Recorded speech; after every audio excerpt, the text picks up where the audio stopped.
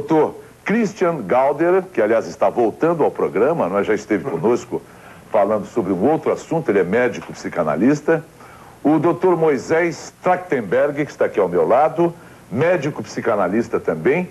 E estou recebendo o Rabino Henri Sobel, que em todas as oportunidades sempre me privilegia com a sua presença. Ele é presidente do Rabinato da Congregação Israelita Paulista.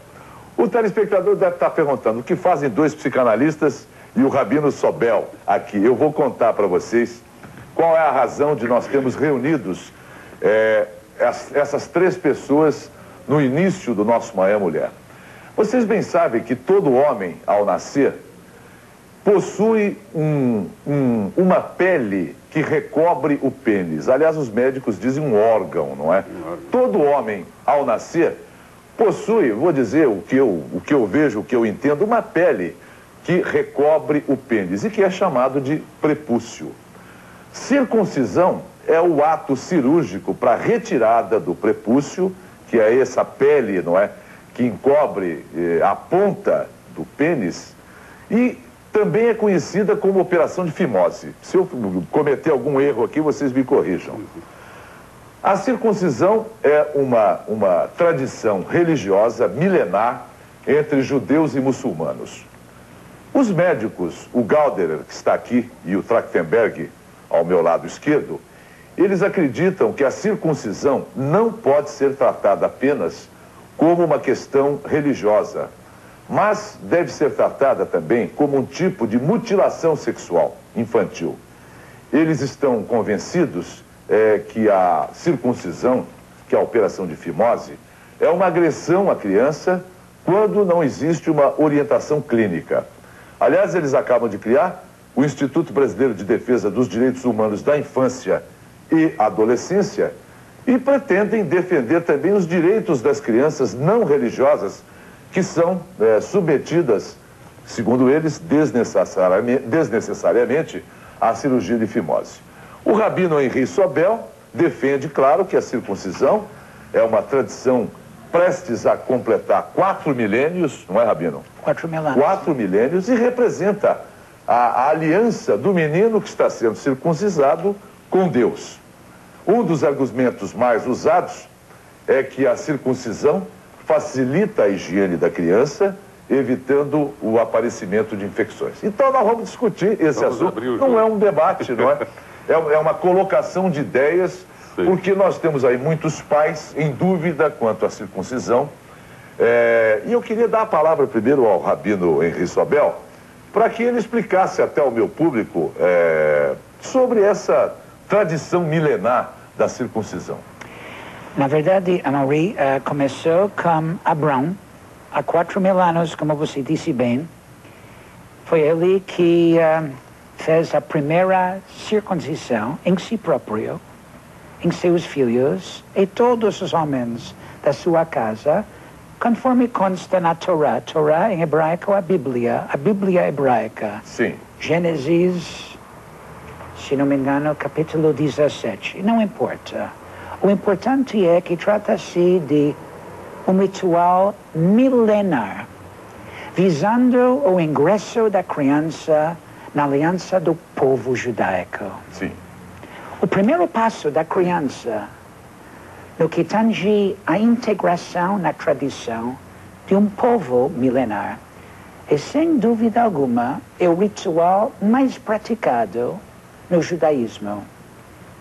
Em momentos de perseguição, em momentos boas, em momentos ruins, foi o ritual número 1 que preservou a unidade e a particularidade do povo judaico através dos séculos. Eu queria pedir para o Dr. Moisés Trachtenberg, aliás, quero até mostrar aqui o seu livro, que está nas livrarias, chama-se Psicanálise da Circuncisão, que trata exatamente desse assunto, não é, Trachtenberg? Sim. Esse livro é um produto de 20 anos de pesquisa. A primeira edição saiu em Buenos Aires em 1972, a segunda pela Civilização Brasileira no Rio em 1977. Essa é a terceira edição e contém um debate meu com Davi Ben-Gurion. Essa está em venda em São Paulo, é da editora gaúcha Sagra Lusato. Contém um debate com Davi Ben-Gurion, que não era religioso, era agnóstico, mas defendia a circuncisão. E eu mostrava os meus conhecimentos antropológicos e psicanalíticos, objetando essa prática com os meninos pequenos. Eu quero também objetar ao Rabino Sobel de que essa prática foi inventada pelo Abrão, ou pelo pacto de Abrão com Deus, há 4.000 anos atrás. De acordo com o Rabino Brash, da Austrália, que publicou um livro, The Unknown Sanctuary, o Santuário Desconhecido, essa prática existia entre os egípcios 2 ou 3 ou 4 ou 5.000 anos antes que Abrão aparecesse, antes que Abrão estivesse passeando com a sua tribo pelo Egito. E de acordo com Freud e a sua pesquisa, que resultou num livro magnífico, em 1939, Moisés e as Origens do Monoteísmo, essa prática foi absorvida pelos israelitas escravizados no Egito, que era um costume da nobreza egípcia, era um costume da elite egípcia, e como Moisés foi aceito na elite egípcia, teria sido Moisés e não Abrão o introdutor dessa prática no povo judeu. Da circuncisão dos meninos. Mas não vamos discutir isso, eu não vou discutir isso com o Rabino.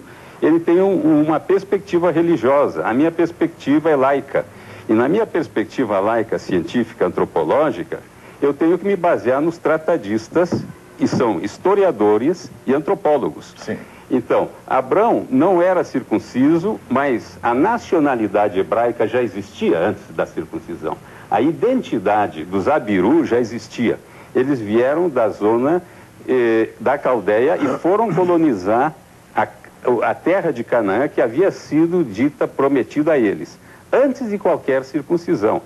Abrão foi filho de Tera, Tera foi filho eu tenho aqui a genealogia, mas não quero me dedicar muito tempo. Agora, essa prática, ela surgiu há mais de 10.000 anos entre vários povos, ela é a mais disseminada das práticas. Através do judaísmo, ela chegou a Maomé, no século VI, que a incorporou ao islamismo, e também ela chegou a outros povos, inclusive cristãos, que foram influídos pelos judeus. Você está querendo dizer, Moisés, que Sim. então... É muito mais espalhada essa crença. A religiosidade em cima da prática, é isso? Não, eu quero dizer que a religiosidade incorporou uma prática que já existia há muitos séculos antes. Agora, deixa eu passar a palavra ao Christian Gauder, porque o que a gente está querendo saber também, não é? Os médicos condenam de alguma forma a circuncisão porque a criança corre algum risco? É uma prática aprovada por médicos e não aprovada por outros médicos, tirando o aspecto religioso? A circuncisão, do ponto de vista médico, é desnecessário. Conforme foi colocado, não é uma pele, e sim é um órgão que protege a glande. Eu vou mostrar aqui para o público entender um pouco melhor do que está se falando. Quer dizer, aqui a gente tem um piruzinho de garoto, né?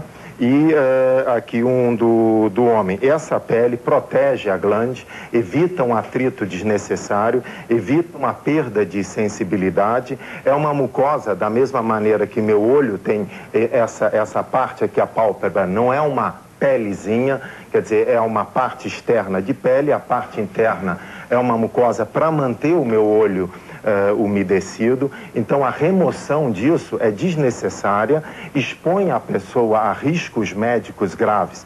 Quer dizer, com isso pode haver uma laceração excessiva da glande, conforme a gente pode ver em algumas dessas fotografias, quer dizer, perda de material na glande, que pode haver um sangramento excessivo, pode haver infecção, pode haver perda do pênis, amputação do pênis, pode chegar ao óbito. Não é uma prática considerada indolor.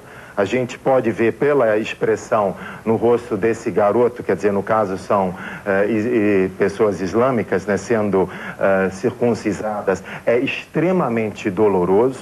Aqui a gente tem fotografias de outros pênis, onde dá para ver a perda do material do pênis, a cicatrização inadequada com fibrose, que obviamente afeta o psique dessa pessoa para todo o sempre.